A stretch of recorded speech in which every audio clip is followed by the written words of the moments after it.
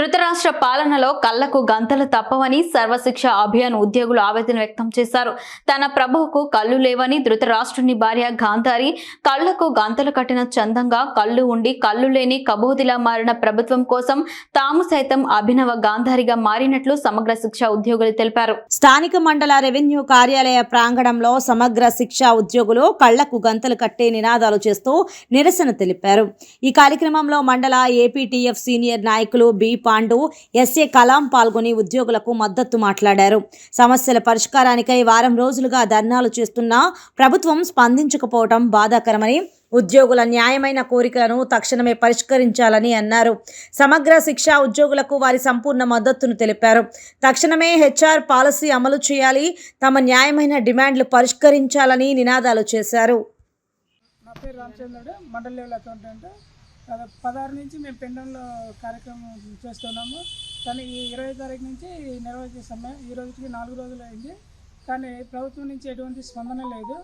Actually ఇక్కడ మేము ఇంతవరకు ఈ కార్యక్రమం చేపట్టడానికి కారణం ఏంటంటే 5 ఏళ్ళ సర్వీస్ అయిపోయిన గవర్నమెంట్ సర్వీస్ అయిపోయింది కూడా మాకు ఏ బెనిఫిట్ ఇవ్వలేదు ఇప్పటి వరకు. సో దానివల్ల మేము ఇక్కడ ఈ కార్యక్రమం ఏర్పాటు చేయడం జరిగింది. అదేవిధంగా నెల నెల జీతాలు రావాల్సిన పరిస్థితి లేదు. ఇప్పుడు 5 నెలలకు ఒకసారి జీతం వస్తుంది, అది కూడా ఒక్కసారి రావట్లేదు. ఒక నెలది ఒకసారి అలాగే ఇస్తుంది, మొత్తం ఒకేసారి ఇవ్వడం లేదు. సో దానివల్ల మేము 20 తారీఖు నుంచి నిరవధిక సమ్మె ఏర్పాటు చేయడం జరిగింది. అదేవిధంగా ఈరోజు మేము ఈ బ్లాక్ డే రోజు అనేది ఒక రోజు ఏర్పాటు చేశాము. సో ఈరోజు మేము జిల్లా లెవెల్లో కానీ స్టేట్ లెవెల్లో కానీ అన్ని జిల్లాలు పార్టిసిపేట్ చేస్తున్నాయి.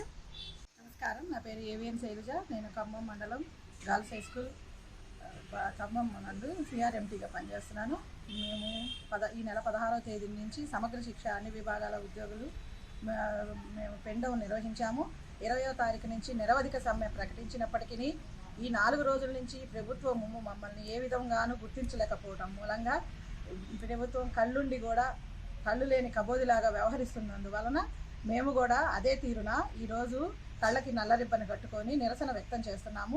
మాకు తక్షణమే ఎంటీఎస్ అమలు చేయాలి, హెచ్ఆర్ పాలసీ అమలు చేయాలి, మరియు రిటైర్డ్ అయిన తర్వాత బెనిఫిట్స్, మరియు మా ఉద్యోగ భద్రత మరియు జాబ్ చార్టు, తర్వాత 1వ తారీఖు మాత్రం జీతము పడే విధంగా మేము నినాదాలు ఇస్తున్నప్పటికీ ప్రభుత్వము ఎటువంటి స్పందన లేకుండా మమ్మల్ని చాలా నిర్లక్ష్యం వహిస్తుంది.